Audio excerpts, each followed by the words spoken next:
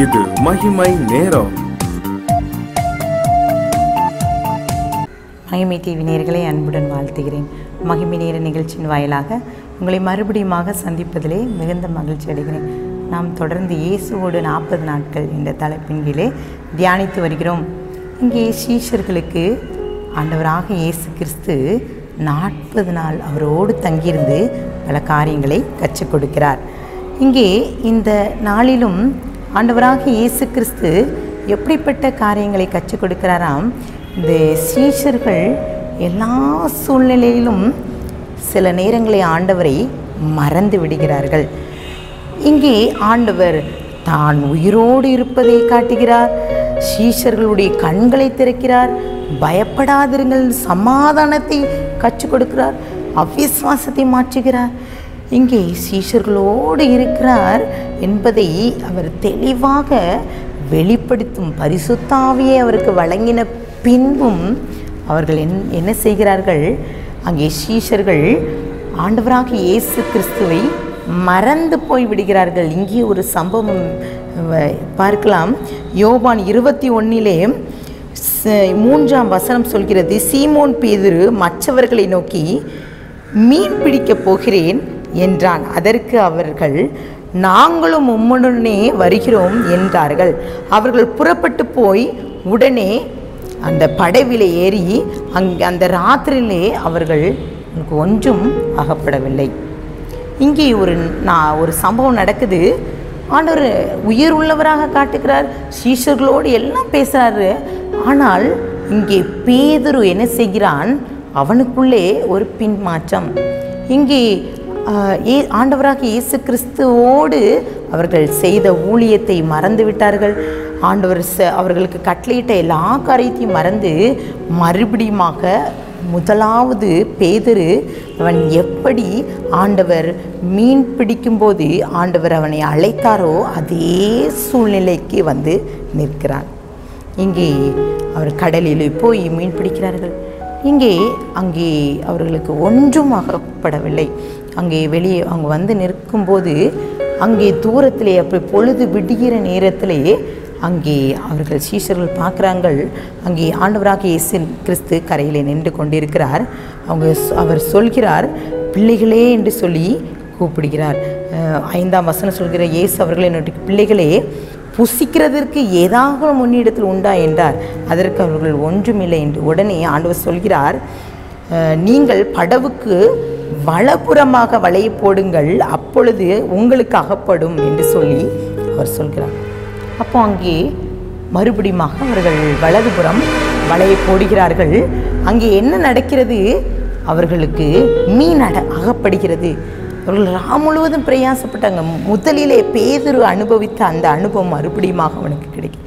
அப்போது அவன் உணர்ந்து கொள்கிறான், இவர் கர்த்தர் என்று. உடனே அவர்கள் வஸ்திரமில்லாது இருப்பதை அறிந்து அவர் மேலாடை எடுத்து கட்டி கடலுக்குள்ளே குதித்து அங்கே பார்க்கிறார்கள், ஆண்டவர் கர்த்தர் இங்கே இருக்கிறார் என்று சொல்லி அவர்கள் எல்லாரும் ஆண்டவர் அருகே வந்து நிற்கிறார்கள். அங்கே நடக்கிற சம்பவம் என்ன? அங்கே ஆண்டவர் முன்பே அங்கே கறி நெருப்பு எரிகிறது. அங்கே மீன் பொரிக்கப்பட்டு அங்கே வைத்திருக்கிறது, அப்பம் சுடப்பட்டு இருக்கிறது. அவர்களுக்கு அங்கே ஆண்டவர் உட்கார்ந்து பந்தி வைக்கிறார். யாரும் சீஷர்கள் யாரும் ஆண்டவரை பற்றி நீ யார் என்று கேட்கவில்லையாம். இங்கே பேதுருடைய நிலைமையை பார்த்து பேதுருவோடைய அவனுடைய காரியத்தை, அவனை இருதயத்தை தேய்ச்சும்படியாக மறுபடியும் அவன் அழைப்பை உறுதிப்படுத்தவே இவ்வாறாக மீண்டுமாக இங்கே இயேசு அங்கே வெளிப்படுகிறார். இங்கே பேதுரு என்ன செய்கிறார்? அங்கேயே அவர் கர்த்தரை உணர்ந்து கொள்கிறார். அந்த அதிகாரத்தில் இறுதியிலே பார்த்தோம் என்றால் அவர் கேட்கிறார், பேதுருவே, என்னை நேசிக்கிறாயா? இவர்கள் எல்லாரை காட்டிலும் என்னை நேசிக்கிறாயா? நீ என்னை நேசிக்கிறாயா என்று 3 முறை சொல்லி கேட்கிறார். அங்கே பேதுரு சொல்கிறார், உமக்கு தெரியும் ஆண்டவரே, நான் உம்மை நேசிக்கிறேன் என்பது உமக்கு தெரியும் என்று சொல்கிறான். பிரியமானவர்கள், இங்கே பேதுரு அவன் பின்மாற்றம், அங்கே சீஷர்களும் அவன் பின்னாக சென்று மறுபடியுமாக ஆண்டவர் அழைத்த அழைப்பை விட்டுவிட்டு வேறு பகுதி சென்று கொண்டிருக்கிறார் என்பதை அறிந்து அவர்களை தேய்ச்சி மறுபடியுமாக அந்த சீஷர்களை தன்னுடைய ஊழியத்திற்கென்று பக்குவப்படுத்துகிறார். இங்கே டேவிட் லிவிங்ஸ்டன் என்ற ஒரு தேவ மனிதன் இவ்வாறாக அவனுடைய வாழ்க்கையிலே அவர் பல இடங்களுக்கு சென்று தன்னுடைய ஊழியத்தை செய்கிறார். இங்கே ஆப்பிரிக்கா கண்டத்தில் அவர் மிஷனரியாக சென்று அங்கே தன்னுடைய ஊழியத்தை சென்று கொண்டிருக்கும் ஒரு சமயம் கூட அந்த சிங்கம் கூட அவர் கைகளை அப்படி கடித்து குதறிவிட்டது.